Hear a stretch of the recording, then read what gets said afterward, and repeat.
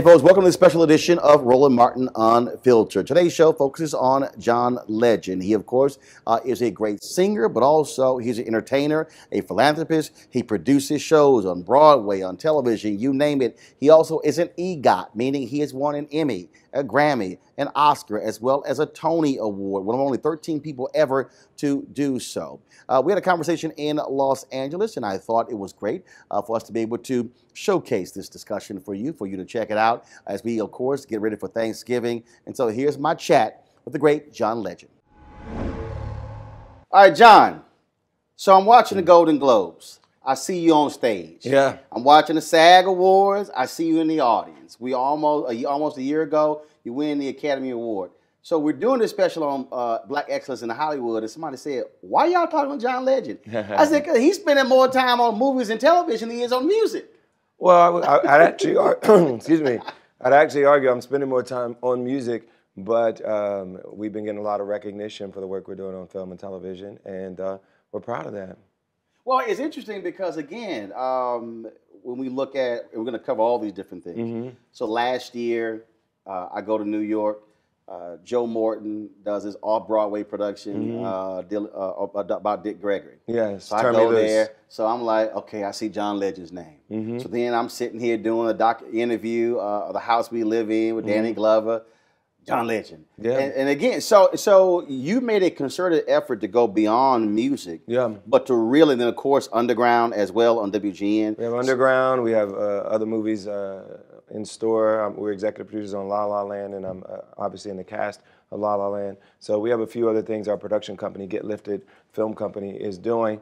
And we're excited. We love telling interesting stories, working with great writers and directors, and trying to get more interesting stories out there. And there are a lot of folks who've been in music Mm-hmm. who want to be in front of the camera. Mm-hmm. But you're doing a whole lot of stuff behind the camera. Where did that originate from? Well, it started with one of my production partners, a guy named Mike Jackson. He was already working in TV and film, and we had been friends for a long time. And he told me that he felt like I had a lot of influence in Hollywood, particularly because I was writing songs for film and television and making a lot of relationships with people who were making films. But he felt like we could join forces and create some great content. And you know, I didn't think of it as a goal of mine to do that beforehand. I just wanted to be a great musician and focus on that, and I still really do focus on that most of the time. But when this opportunity came around and we started seeing that we were able to get some great films and great TV series put together and work with some great talented people, then we decided to really focus on that a bit, and we made some really awesome things we're proud of. Well, and the thing I think is important when you talk about this, the ability to utilize your platform and to realize that there are tremendous amounts of stories that no one else is focusing on. And now, of course, with streaming services and, of course, with cable television, of course, the big screen, I mean, at the end of the day, that's a whole lot of pipes to fill with content. They have, there's so many channels now. WG in America is where our show Underground is.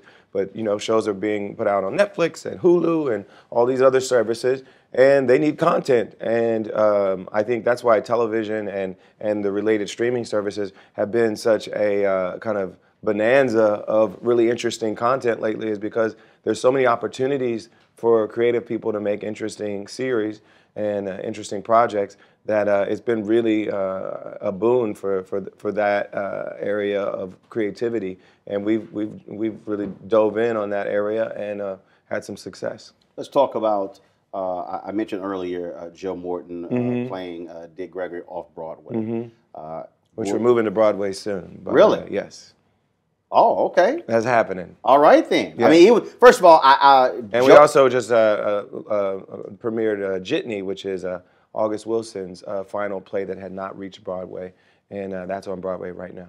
And of course, Mr. Santiago gave me a call about that. Ruben. Yes. Ruben said, he said, "Man, I'm making this happen, and we just need your support." I said, "All right, just hit me up." Yeah. Now, what's interesting about the Joe Morgan piece? So Joe hit me up and he said, "Hey, I want you to come to opening night," and it was crazy schedule. And then, of course, I'm busy. Then he goes, "Dude, we're ending on Saturday. Yeah.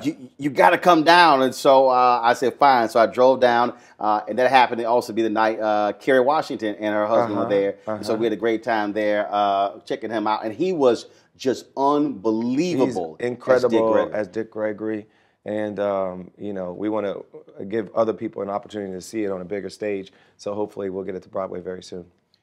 When we talk about hits, when Underground got announced, folks were going, I don't know. Yeah. And you got all these folks sitting here saying we've had way too many slave movies, as if we've seen a plethora of movies about that particular issue. But the response to Underground was tremendous. Yeah, and I think the reason why it wasn't just a slave show, it wasn't just about kind of wallowing in the suffering of slavery, even though we have to tell that story too. And it's important that we know what a terrible institution slavery was, and that we don't let America forget what happened to our ancestors. It is important that we tell that part of it, but we wanted this show to not just be about that, but to be about the revolution, about the escape, about fighting for abolition, about America's first integrated civil rights movement, the abolitionist movement, and the Underground Railroad. And we believe that story would be something that would be inspiring for people. The courage of the folks that resisted and rebelled would be inspiring for people, and I think it really has been, and that's why it's caught on so well. One of the things that I think is interesting when you talk about projects, you have many people who love to say, no, we know what's best. How have you been able to ensure that your vision, the authenticity of the storytelling about the issues of the Black experience is maintained? Well, it's all about talent. It's all about who you hire. You have to hire the right writers. You have to hire the right directors. You have to hire people that are telling the story in the way it should be told. And once you start with that, And then we as producers, I think it's more important for us to protect them, to fight for their vision, make sure it gets to the people in the way that is authentic and correct. And so a lot of what we do as producers is just empowering the creatives, empowering the writers, empowering the directors, empowering the actors to tell the story in an authentic way, and then going out and fighting for them with the network, and then also selling it to the people.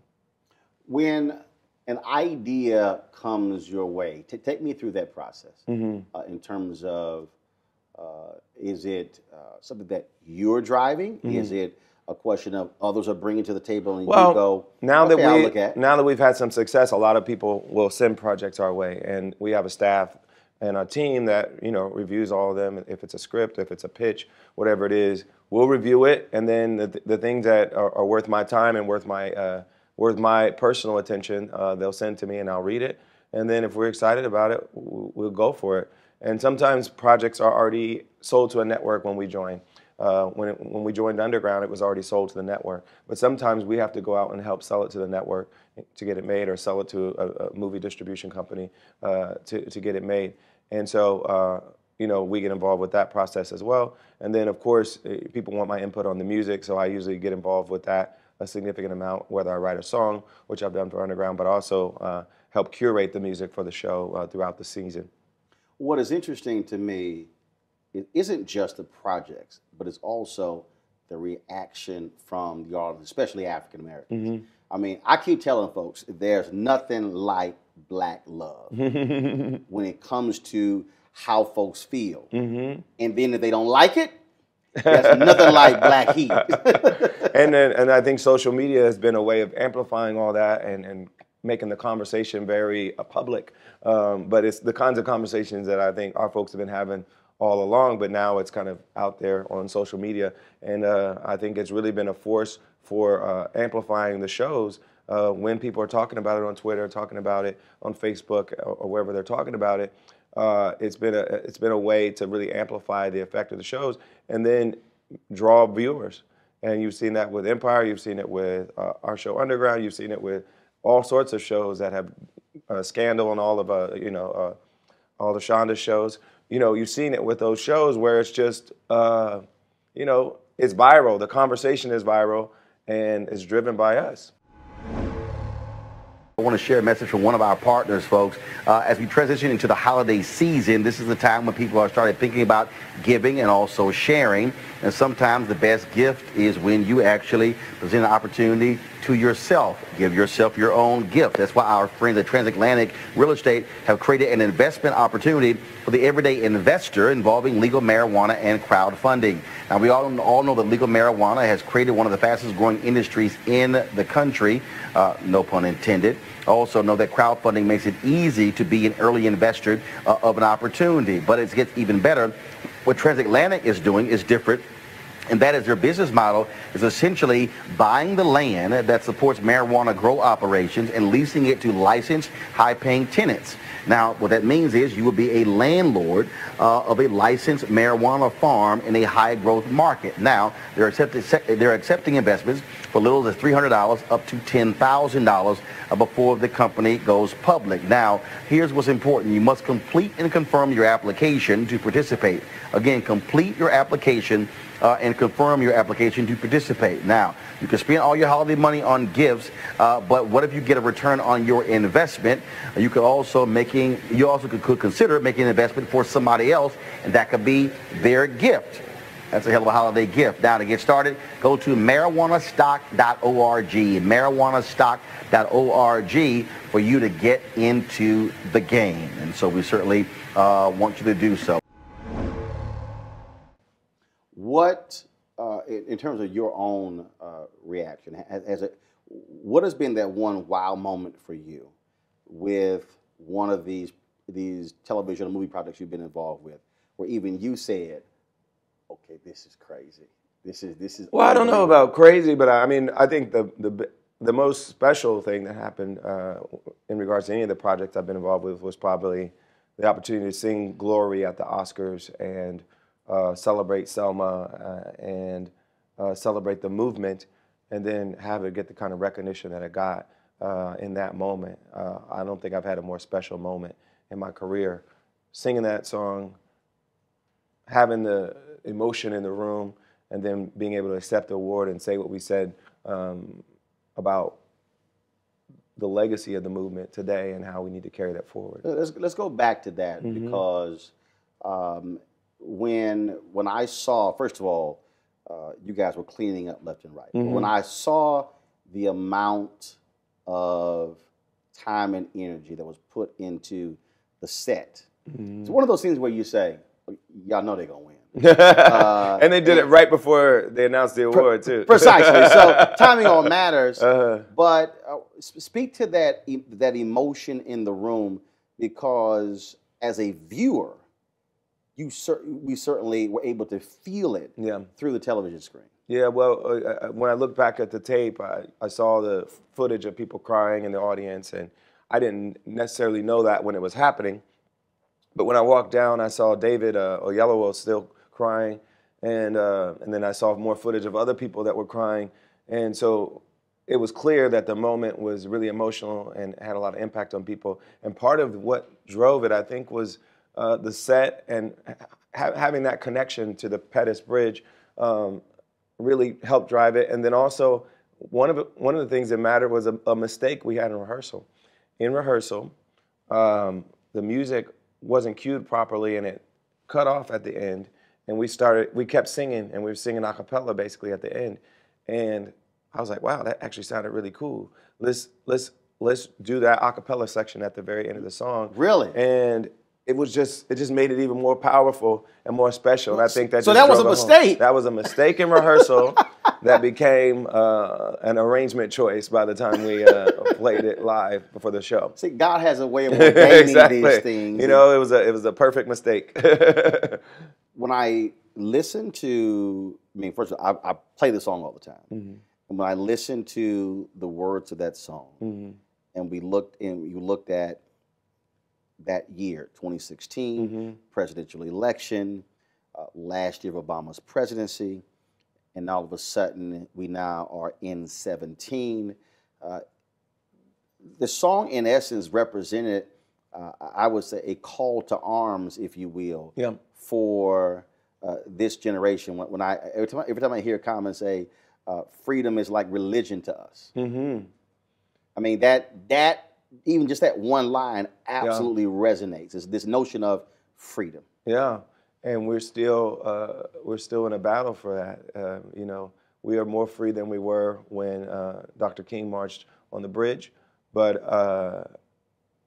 we haven't gotten to the place where everybody's free. My organization, Free America, particularly focuses on the issue of mass incarceration and how we treat people who make mistakes, who commit crimes, who get in trouble with the law. And but that's not the only issue where we should be concerned. We should be concerned about freedom of religion, freedom of the press. All of those things, I think, are in danger right now in the new Trump administration. And so those who believe in freedom, we can't rest. What do you make of, when you speak of rest, the level of unrest? I mean, we've only been a few days into Trump's 4-year presidency. I think it's been stunning. It's been stunning, but I think it's been heartening for me to see how many Americans are willing to put themselves on the line and speak out. It's been a broad, diverse coalition of people that are saying this man's values don't represent what we think American values should be, and we're going to go out in the streets and say something about it. And then what's also, I think, interesting, it's not just the passion, but also I believe that a lot of people are lackadaisical, assume everything is going to be fine. Yeah. And then all of a sudden, this election happens. Yeah. Then it becomes, oh my God, he won. Then it's, oh, you know what? I might need to get off my butt. Yeah. And not just let the folks over there do it. I'm going to have to make my feelings be known. Yeah, and I think people didn't take him seriously and think he would do the things that he said he was going to do. I took him very seriously, and I spoke out against him repeatedly and often. And then you heard some people saying, you know, well, Hillary's just as bad. She lies too. And I just was amazed at the false equivalence that people would try to draw between the normal amount of, kind of obfuscation and lying that politicians do, which is not good, but, there's certain things that are more normal than others. And then the amount of ridiculous statements that came out of his mouth, amount of lies that came out of his mouth, amount of bigotry that came out of his mouth, all these things were egregious. And we should have known it from the campaign. But some people, I think, are genuinely surprised that, oh, he's doing what he said he was going to do. Oh, he said he was going to do a Muslim ban. Oh, he's doing a Muslim ban. He said he was going to build a wall. He's going to try to build a wall.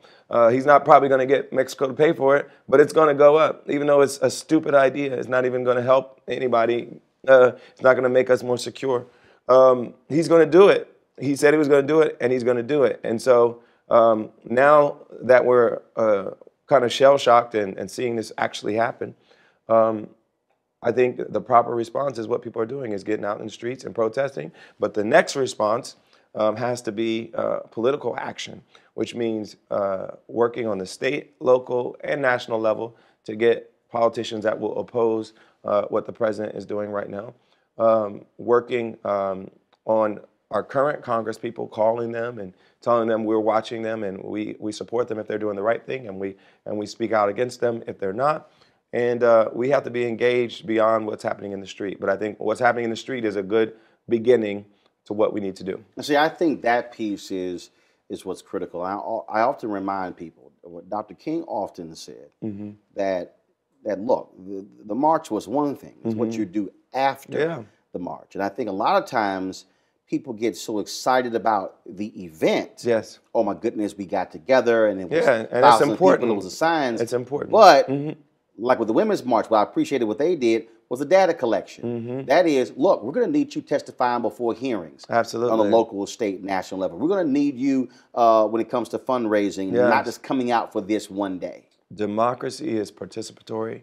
Democracy is driven by the people. Our government is paid by us, elected by us, and they are accountable to us. And so we, the people, have to go out there and make sure that we're doing all the things to hold them accountable and then elect the right people in office. How do you respond to the folks who say, John, dude, shut up, just sing? Of course, I get that all the time. And then I tell them I'm a citizen, I'm a taxpayer. These politicians work for me just like they work for you, just like they work for Joe Citizen in the street. But it kills me when people act as if you're not a taxpayer, you're not a citizen, as if, oh, no. I mean, it's literally just shut up and sing. Well, we don't want to hear what you have to say. They want to hear it if I agree with them. They're happy to hear my opinions if I agree with them, but if I don't, then all of a sudden I'm just a Hollywood elite spewing nonsense. Now, let me deal with that, because you just said Hollywood elite. You're from Ohio. I'm from Springfield, Ohio. My father was a factory worker. My mother was a housewife. We grew up knowing what it's like to need a manufacturing job, knowing what it's like to struggle from week to week to do what you need to do for your family. And so me fulfilling my dreams as a musician, as a producer, and all the other things that I'm doing, I do not forget what it's like to be the son of Ronald and Phyllis Stevens in Springfield, Ohio. See, the reason I think that's important because, I can still smell the stench of my dad's work boots, jeans, and hard hat. Worked for Amtrak. Mom, insurance claims, sat in the office 8 hours a day. Both of them never made a combined $50,000 a year, had 5 kids. Yet, during this election and really after, when all I kept hearing was working class, they were really saying white working class. You were talking about the white working class. I said, wait a minute. That's my experience. Mom and dad never went to college. And so it was bothersome to me. It was as if black working class folks didn't exist. And then because of what I have been able to do because of them, it's, oh, no, you can't speak to this issue. And I'm going, no, that's my life too. And Hillary actually won people that made under $50,000 a year. The whole idea of her losing the working class was simply referring to the white working class. But if you put the entire working class together, she won. And I think a lot of times, for some reason, Even in previous elections, hardworking Americans was referring to white working class. Real America. Real America is, towns with no black folks in it. When real America is diverse, it looks more like our cities than it looks like our rural towns. That's real America, if you look at the numbers. But often, real America means white. Real America means conservative. Real America means gun-toting to a lot of people. But we know that real America is a much more diverse place than that. So how do we somehow connect these worlds? Because what I've consistently said is that what's driving all of this is white fear. The way I've explained it, I keep telling people, I don't get caught up in they're racist and they're bigoted. I don't get caught up in that, because then the debate then becomes they're racist and bigoted as opposed to what the issue is. What I think is happening here is that we're dealing with white fear, that America is changing. All of a sudden, we're seeing what's happening. All these folks with Black Lives Matter, they're out there without realizing that they're out there actually fighting for rights that also impact you. When they see young folks, when they see women, it's the exact same thing. It is fear of a changing America. Yeah, and Trump was pushing that, was touching that by saying, Giuliani even said, Trump is our last hope. Yeah. You're going, wait a minute, what do you mean last hope? Yeah, there was this fear that white men were losing their control of the country. And that fear, I think, drove Trump. It drove a lot of the conservative movement, the Tea Party movement. Every time we've seen advances in American history, we've seen some of that backlash before. We saw it after the Civil War. We saw it after the Civil Rights Movement. We saw it... Black success always followed by white backlash. Yes. We saw it now with the election of the first black president. So we've seen this backlash. The good news is that over time, progress has always won. But that doesn't mean there won't be a cost to this backlash. And this backlash may cost lives. It may cost some people justice and peace. And we should be worried about that. But I do believe that progress is going to win. How do we bring these various worlds together to make folks realize you don't have to be fearful, but understand that you're the same economic condition as that brother or sister who's in an inner city? Yeah. I keep saying broke is broke. Yes, and if we could come together in a real alliance of the working class that says we want good working conditions for all of our workers, we want well-paying manufacturing and construction and other jobs that have been kind of depleted in the last 20 years. If we come together and say we want a strong social safety net, make sure everyone has access to health care, make sure everybody has whatever they need to feed their family and live a decent life, better schools for everybody. Nobody has to lose in that. No race has to lose. It doesn't need to be you get it and we don't, or we get it and you don't. We can all get this together. We can all win together. It doesn't need to be zero sum. And, I think Dr. King was trying to do that at the end of his life, was bring poor folks together, working folks together. And that's kind of the dream, is that we can all come together and say we want a better life, a better country for all of us, regardless of the color of our skin, and come together and fight for that. But politicians have been successful at dividing us and saying and creating fear among us, saying that if this guy wins, you can't win too. And that's not really how it works. All of us can do well together. You mentioned Free America, your effort when it comes to mass incarceration. When we look at what's happening in this country, jails are driving a lot of local economies. When you look at police departments being able to grab folks' property, where you have libertarians who are aligning with liberals on this as well. On the issue of mass incarceration, you've got the Koch brothers who are sounding the alarm on the same issue as traditional civil rights groups.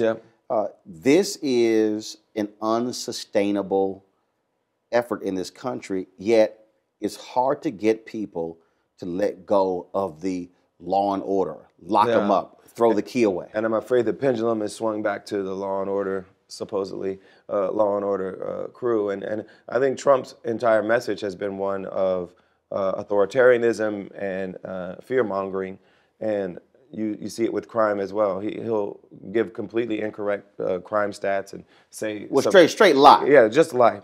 Completely false statements about the crime in certain cities, and his motive is to sow fear among people so that he can have more control, he can have more power, and he can have the right to take people's rights away. So we should be concerned about that, and we should fight against it.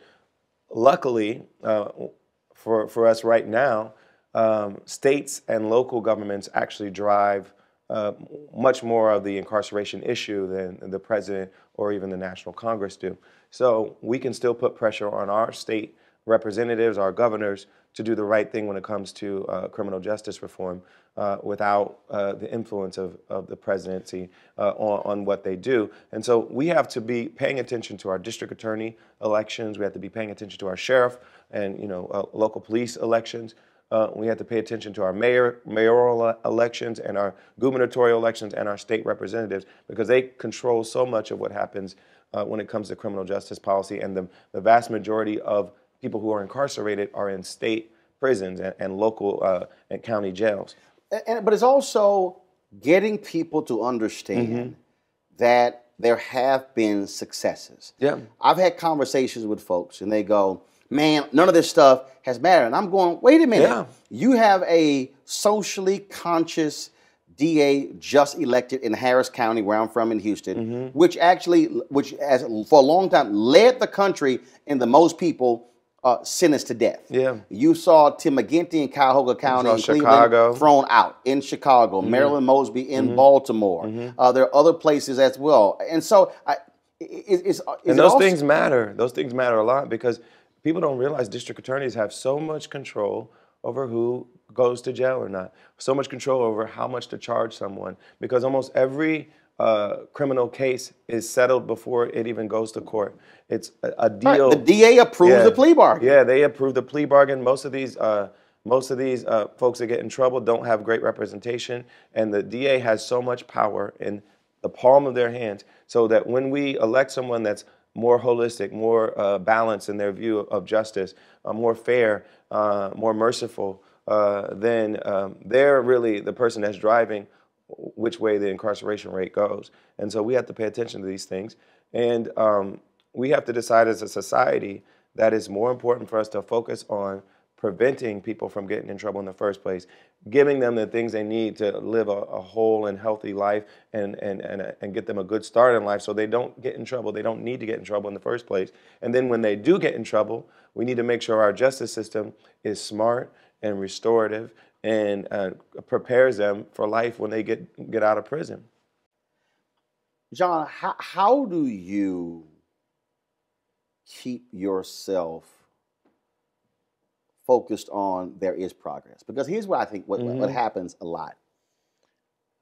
Folks believe that we should be doing more, we should be much further, and folks get frustrated. Yeah. And I've heard this from a lot of Black Lives Matter activists. I've heard this from other people, and I'm constantly trying to explain to them, you have to celebrate every one of these successes, because that leads us on the road to improvement. Yeah, and I think it's easy to get frustrated. It's easy to get caught up in the enormity of some of the problems that we face. But we need some perspective. We need to realize that when we have accomplishments, they're worth celebrating. And even looking at the overall arc of what's happened in the history of this country, clearly progress has been made, and it's been pretty monumental progress over the centuries. And so we shouldn't forget about that. We shouldn't lose heart. That doesn't mean you don't work hard. That doesn't mean you're not passionate. It doesn't mean you're not engaged. It doesn't mean you're complacent. But it does mean you see the value in working. You see the value in struggling, because you're actually getting some wins. And so when we accomplish things on like a state level, we get a district attorney, elected that we think will be the right person for the job. When we get some propositions passed, like we do here in California, to make our criminal justice laws more sane and more reasonable, when things like that happen, we should be happy and we should celebrate and know that there is a reward to the work that we're putting in. The road forward. Earlier you talked about. I mean, look, it's 4 years of Trump, Mm-hmm. and people are protesting and they're pushing. I really believe that when you talk about an awakening, Mm-hmm. when you talk about, we saw it with Tea Party under Obama. Mm-hmm. We saw these people who were disaffected, who were out of this particular process. Mm-hmm. We saw it, frankly, the number of white working class folks in rural America who came out in huge numbers for Donald Trump. Mm-hmm. I really believe that what we are about to see is not going to be a 2 to 4 year issue. I keep saying we're about to see what I call a 30-year battle, because by 2044, the numbers show no one group will be a majority race in the country. Mm-hmm. And I just think, and I keep telling people, prepare for a sustained generational battle, because this is literally going to be a fight for the heart and soul of the future of America. And it's not a battle between people of color and white people. It's a battle between those who believe America should be inclusive and diverse and equal for all, and those who don't. Who want to go back to the old days of how things used to be, which were not good for us. And the truth is, our side is going to win, because there's more of us. Even in this election, there were more of us. Trump won because of the vagaries of the Electoral College, but that's not sustainable, I don't believe. With a small smidgen of percentage of voters going Hillary's way in 3 states, she would have been the president and had a 3 million vote lead in the popular vote. So I think we should realize that we're on the right side of history, and that our side will win, but we have to fight and we have to be out there doing the work. Let's talk some fun stuff. Let's talk music. Mm-hmm. So we talked about Hollywood, we talked about politics, all this sort of stuff. Let's talk about music. What does it do for you to sit at that piano and just allow things to happen? Well, really what's happening when I'm doing that is I'm writing a song, and I'm trying to create something new out of nowhere. And it's a beautiful feeling when it comes together. And the process of getting there is really fun for me. I still love it more than anything else I do.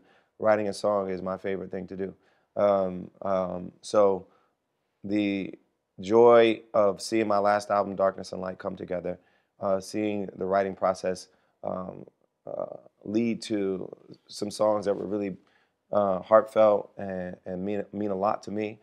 It was a really wonderful process. I sang about being a new father. I sang about relationships. I sang about how I want to see this world evolve. It was beautiful to have that process of writing, and then to see it all come together in an album that I'm really proud of.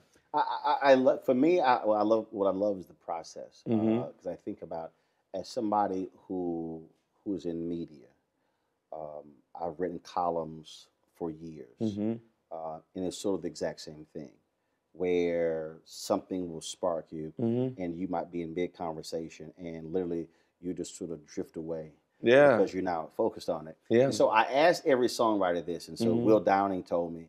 I remember I interviewed with him once, and he said that he had made love to a woman, and he said it was so amazing that he got up and wrote a song. I was like, dude, you just left? And I've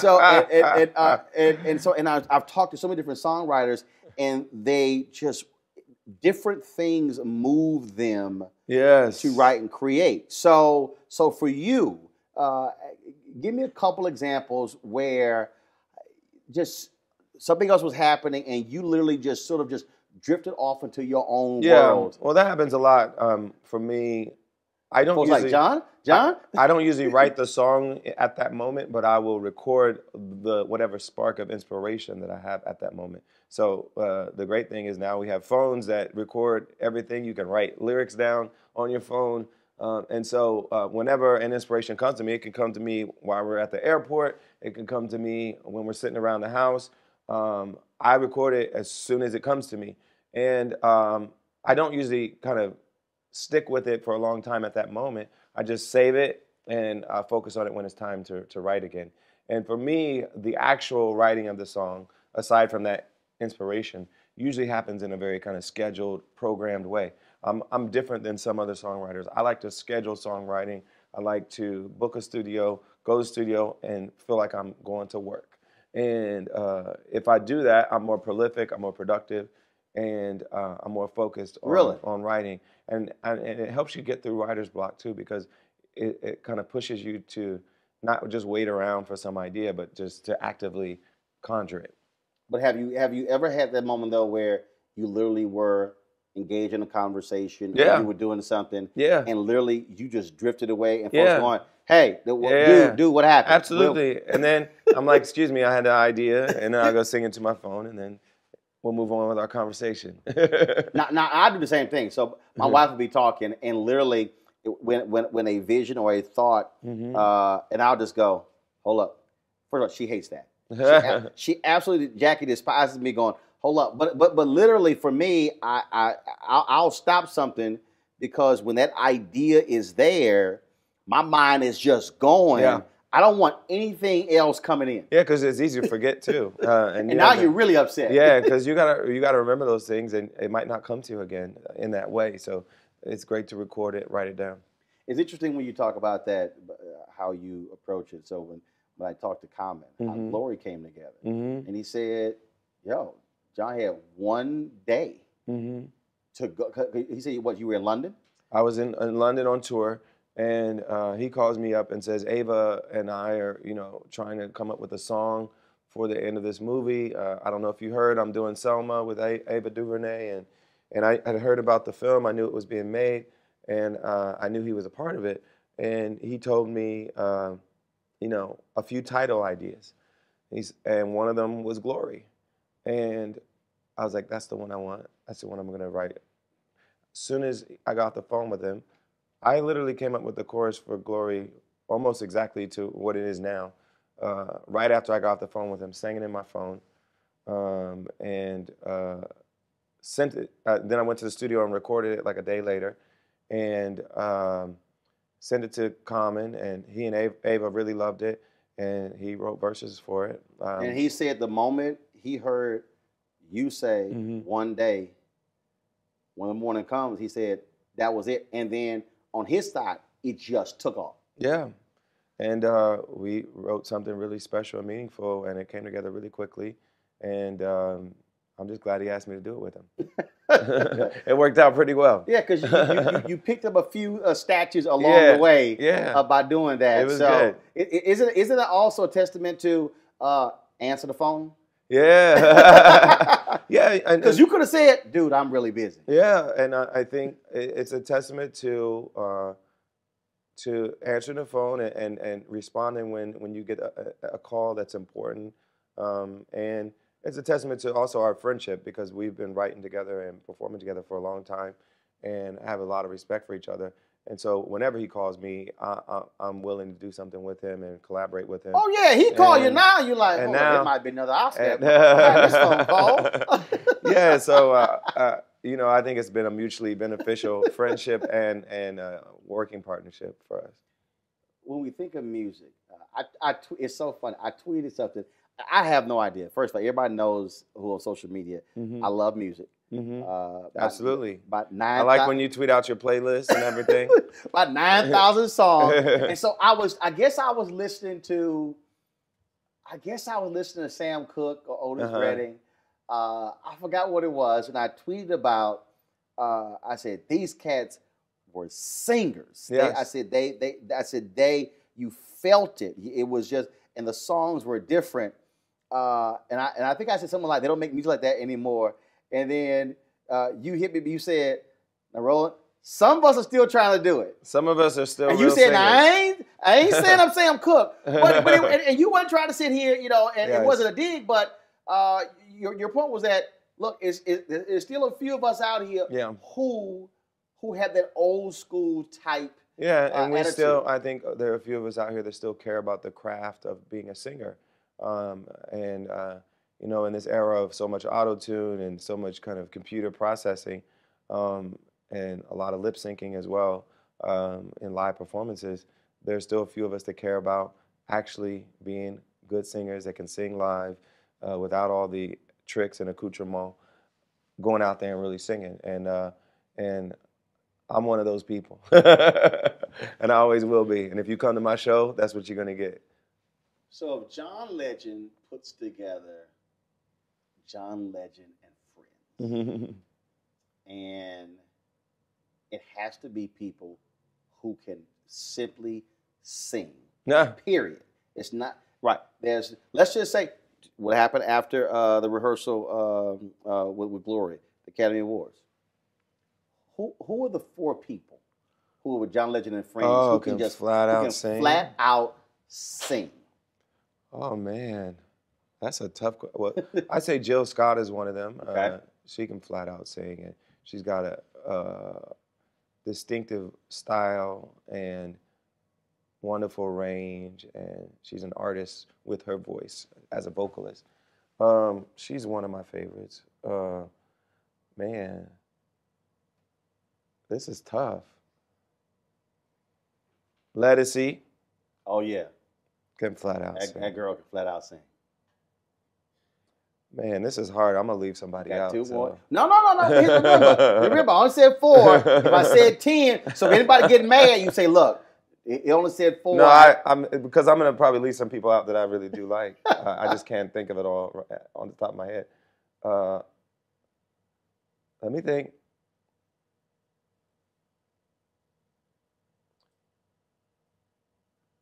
Oh, man, I'm going to leave somebody out. Well, this is a little obvious. Well, just rail them off, and then here's some of the better singers. I think Beyonce is incredible. She's one of the great vocalists out there. I think, trying to think of some brothers I want to throw on the list. I really like Bilal. I think he's a brilliant singer. Dude, he killed it yes. with the Prince tribute. Yeah, I think he's incredible. A whole bunch of people went. Yeah. Who is that? Yeah. And he's been around for a long time.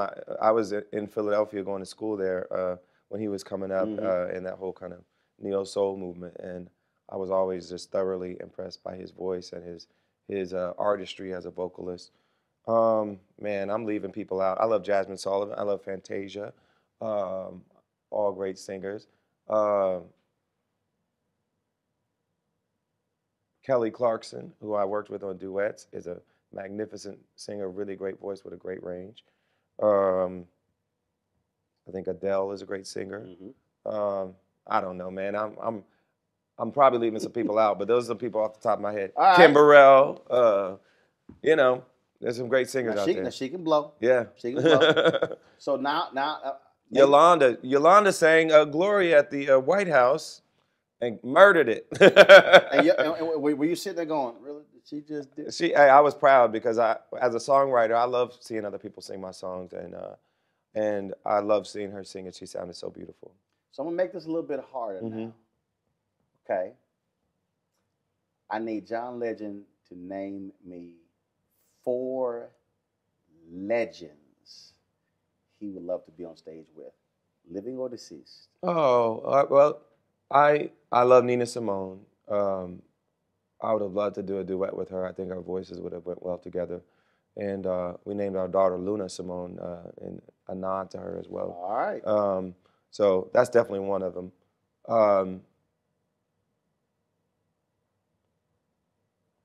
I would have loved to sing with Nat King Cole. My dad used to listen to him all the time.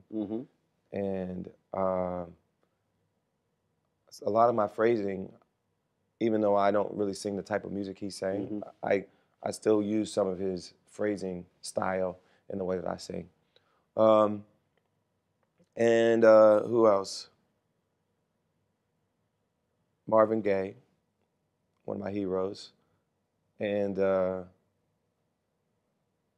would say Curtis Mayfield. Yeah, just because An unbelievable songwriter. unbelievable songwriter and arranger. I would love to just be up, have my voice surrounded by his arrangements. It'd be a beautiful thing. Yeah. So I rarely do this. I know I have a very I have a standard rule for me. I believe a person's personal stuff is personal. So if you have a baby or you get married or you get divorced, it will not be on my show. No, because I'll focus on news. Yeah. But you brought up your daughter several times.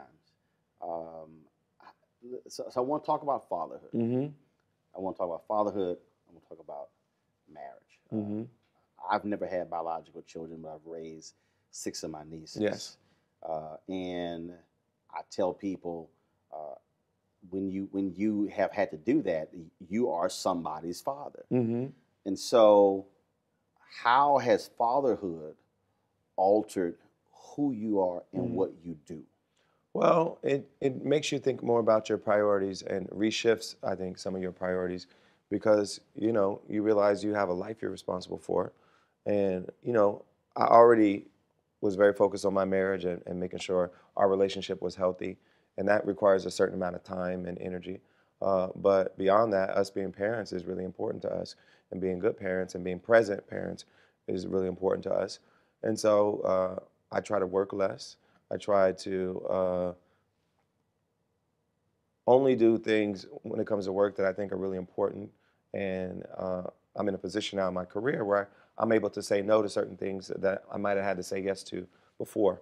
And that work less thing is hard because, man, I've texted you before, and I swear, I'm like, dude, are you always on tour? I'm on the road a lot. Yeah, I haven't been on the road since we had Luna, but she's going to go on the road with us on this upcoming tour. But before her, you were forever. I swear, every time I'm like, John, okay, dude, when are you gonna be in the States? It was well, that's gonna here, London, here. That's still gonna happen, but we're gonna hopefully bring Luna with us as much as possible, depending on how much Chrissy has to work here in the States as well. So we're gonna, as much as possible, be together as a family. But we got a tour. We got to get out there and play the songs for the people, and so we'll make it work out. Has she also impacted, which we mentioned earlier, what you write about, and then also things that she does, and you go, okay, I'm gonna work that in somewhere? Well, I think it gives you a different perspective, and I think in some ways it's kind of humbling. In this last album, Darkness and Light, that I just put out, I talk about some of the questions that parents have. I wrote a song called "Right by You," and when we wrote the song, we didn't want to say all these declarative statements. We wanted it to be mostly questions, mostly wondering what she's going to be like, whose traits is she going to take on, how will she move in the world, what will her impact in the world be? Those are the kind of questions that we asked in the song. And I think the fact that we use questions and not answers, questions and not declarative statements, was reflective of the fact that it's a humbling experience to be a new parent. We haven't done this before. It's an awesome responsibility, and we're learning as we go. And that's certainly been a part of my songwriting. And I think it also made me more reflective in general about life, about death, and about legacy, and about what it means to do something important in the world, and will it survive your actual living and breathing on earth? Will your life have meant something? Your wife is cray cray. In a great way. Love her to death. Yes. Love her to death. She's a wild one sometimes. Wild one. And Lord, her in social media. Yes. Even times when you go, girl, you lost your mind. Because I say it. I'm her biggest fan on Twitter. Every once in a while she'll say something like, "You sure you want to say that?" Most of the time she'll stop herself from saying the things that I'm like, "You sure you want to say that?" But occasionally she'll say them and she'll post them. But she's smart and she's strong enough to take whatever backlash that comes her way. And I think people love her because she's so real. They love her because she's so honest. They love her because she'll clap back sometimes when people try to start some mess. Yeah, she'll clap back. When they start some mess with her. And, that's part of why I was so attracted to her in the first place, was because she is that kind of person. She's feisty, she's funny, she'll tell you like it is. And I think the combination of the two of us, me being more mellow, it kind of works well together. Well, I crack up when y'all are going back and forth with love notes, and I'm going, don't y'all can text each other, and y'all, it's sort of like, we try to entertain y'all. Can we entertain y'all? Did I send a tweet or did I text that? I'm like, John, Chrissy, get on. You know, we have fun on social media, and I think that's why people really love Chrissy, is the authenticity. And it's funny because a lot of brands are scared of that. A lot of, you know, people that you might work with are scared of that, but other people are more attracted to her because of it. And I think that's why she's been able to craft her own identity as a celebrity, as a personality, is because her brand is authenticity. It's wit, it's funny, it's really enjoying herself and not taking herself too seriously. So you talk about being Mr. Laidback, mm-hmm. and anybody goes to your show, they listen to your music, mm-hmm. and so my wife is a fan of Lip Sync Battle. Mm-hmm. and so all of a sudden, I'm watching this and I'm going, that's John? Because getting wild and crazy, you never hear John Legend getting wild and crazy. And so, because that's just not you. Yeah. It was sort of like, that was an alter ego thing where you fun. just went there. I love it, and I think that's what people love about being on the show as guests. That's why a lot of other celebrities want to do it, because it gives a chance to play another character and to kind of embody another persona. And particularly doing the Andre 3000 song last time I was on the show, I had so much fun, man. I really enjoyed it, and I always loved Andre as an artist, and I knew his style and persona. It wasn't mine, but it was fun to embody it for a second. So will we ever see a John Legend party album? I'm talking about. Well, I've had party songs. I've had Green Light. I've had other songs that, you know, were up tempo. But everybody knows my sweet spot is kind of in that mid tempo and ballad area, and you know. And since I'm not much of a dancer to begin with, you know, I don't focus a lot on music that's dance-oriented. I focus more on the stuff that's in my sweet spot. But, you know, if you listen to my albums, there's always a range of moods and range of vibes on there. But the songs I'm most known for are the big songs that happen to be ballads, like Ordinary People and All of Me. But, you know, I think if you come to my shows, you'll see the whole range. You'll see the up-tempos, the mid-tempos, the ballads. And we try to really create a fun experience for people when they come to the show. See, but it's romantic too. You know, it's usually date night for most people. Precisely. Yeah, and that's all good. It's like when I interviewed Courtney B. Vance. Yeah. I said, Courtney, I want to see you in a crazy, outlandish comedic role. Yeah. And he looked at me and I said, because normally he's very, you know. And you want to see people with diversity, but at the end of the day, people are best at certain things. And that's what they usually tend to focus on. And so, you know, I think it's important as someone who makes albums to have a range of emotions and feelings in the album.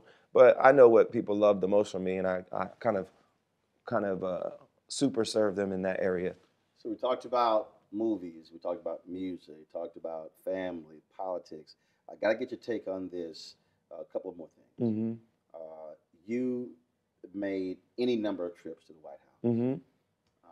Your thoughts on 8 years of an Obama presidency? Well, I think in a lot of ways it was successful in that it extended health care to millions of more people that didn't have it. People forget that when President Obama came into office, the economy was cratering. We had just had a massive financial crisis, and the stock market was in terrible shape. People were getting kicked out of their homes. People were losing jobs at a terrible rate, and he turned all of that around between the Recovery Act and the financial reform and the auto rescue. All those things were hugely important, and the country would be in much worse shape if those things did not happen. And so I think we should be grateful for that work that the president and his team did, and the Congress that helped him make it happen. we should be grateful for all those things. Did he accomplish all the things we wanted to get accomplished? Absolutely not. And were there some areas where I disagreed with him? Absolutely. But I really think on balance, it will be seen as a successful presidency that really genuinely improved people's lives and improved the country. So I want to pick up on that point right there, because there are a lot of people, a lot of black folks will get mad. Don't you dare say anything negative. Sure. But you, somebody who made a number of visits, who the president and first lady often referenced, but you made it clear there's a return on investment. There are things that we expect and are going to push you on. Right. We pushed him on criminal justice reform, and he made some efforts in that direction, and with the commutation of sentences and all these things. But truthfully, we would have liked for him and the Congress to accomplish more on a federal level. We know most of it's done on the state and local level, but there were more things I think that the federal government could have done, and it just didn't happen. Part of it is because we didn't have a Congress that was willing to do it, but I thought we could have had clemency for more people than the president extended it to. Even though he did it in a record amount, we thought there could have been more. Would John Legend ever run for office? I don't think so. I think I'm most useful doing what I do now, and most happy doing what I do now. And I'm political. I'm very political, obviously, and get very involved. And I think doing it not as an elected official is probably the best way for me to do it. And have they finally stopping you at the border in Canada?